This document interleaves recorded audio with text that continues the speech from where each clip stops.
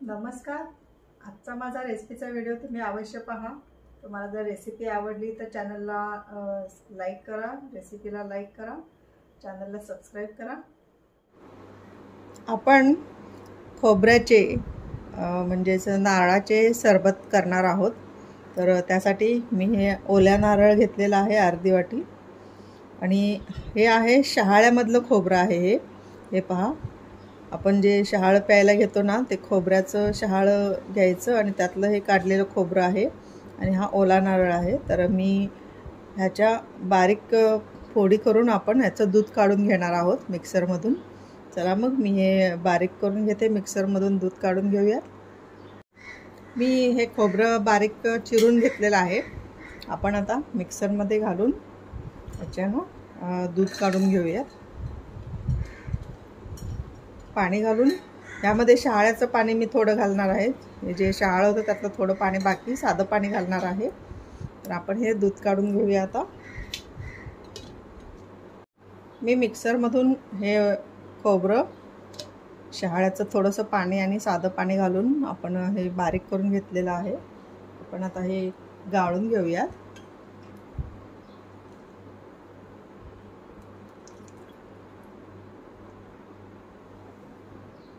अशा प्रकारे आपण हे गाळून घ्यायचं आहे. आणि पुन्हा एकदा मी मिक्सरमध्ये घालून हे आहे किस आहे तो पुन्हा एकदा फिरवून घेणार आहे.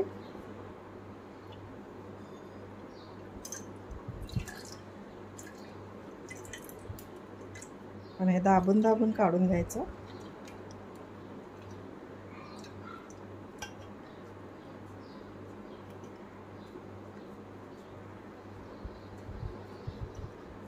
आणि हा पुन्हा एकदा मी मिक्सरमधून फिरवून घेणार आहे. नारळाचं दूध काढून घ्यायचं आहे आपल्याला, आणि आपण त्याच्यापासून सरबत करणार आहोत. मी हा पूर्ण किस यामध्ये घेतलेला आहे, हे पहा, आणि थोडंसं पाणी घातलेलं आहे. आता कसं आहे, आपण थोडंसं पाणी घातलेलं आहे त्यामुळं ओरिजिनल नारळाची जी टेस्ट आहे त्यामध्ये थोडंसं फेंट होईल, थोडंसं गोड होण्यासाठी आपण थोडीशी साखर घातलेली आहे, 1 चमचा. आता मी हे मिक्सरमधून फिरवून घेणार आहे पुन्हा एकदा. तर मी आता हे पुन्हा एकदा फिरवून घेतलेलं आहे खोबऱ्याचं किस. हे पहा, थोडंसं आपण 1च चमचा मी साखर घातली होती. आपण पुन्हा आता हे गाळून घेऊया. बस एकदाच आपल्याला रिपीट करायचं होतं. आता आपण बघूया, हे सगळं दाबून काढून घेऊया पाणी, दूध नारळाचं.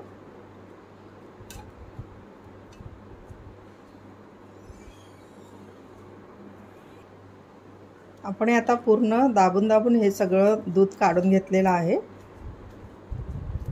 हा चौथा आपण टाकून द्यायचा आहे.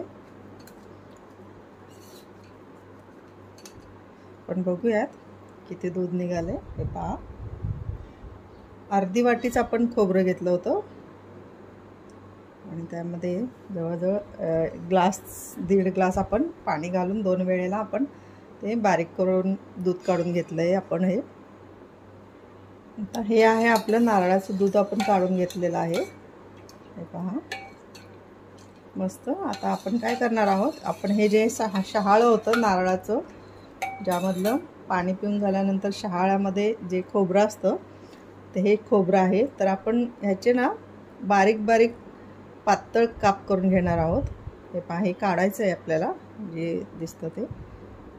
तर आपण ह्याचे आता मी बारीक पातळ काप करून घेणार आहे.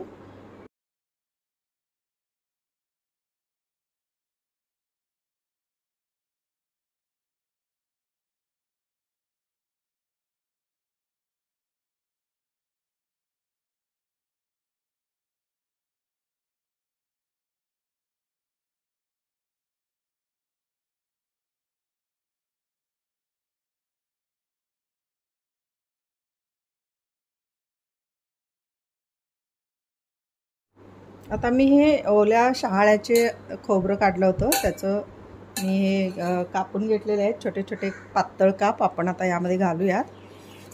किती घालायचे तुम्ही ठरवा, तुम्हाला जास्त हवे असतील तर तुम्ही जास्त घाला. मी हे केलेले सर्व घालते.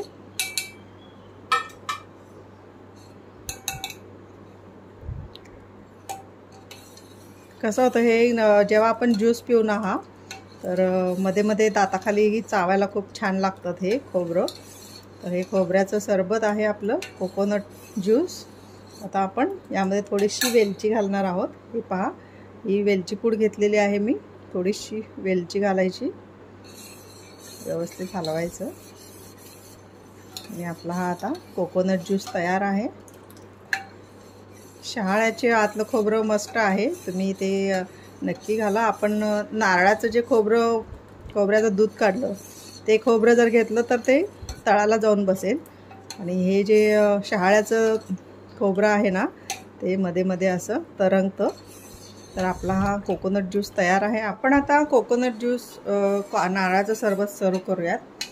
हे बघू शकताय आपण. हे पहा, आपण जे नारळाचे काप गाठले होते ते वर कसे तरंगत आहेत, हे पहा.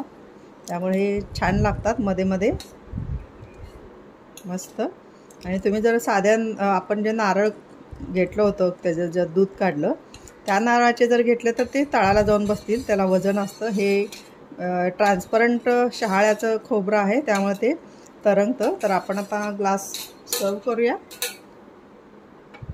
आपण कोकोनट सरबत सर्व करूया.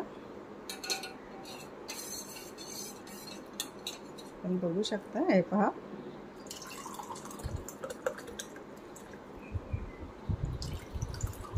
खोबरं मध्ये मध्ये खूप छान लागतं.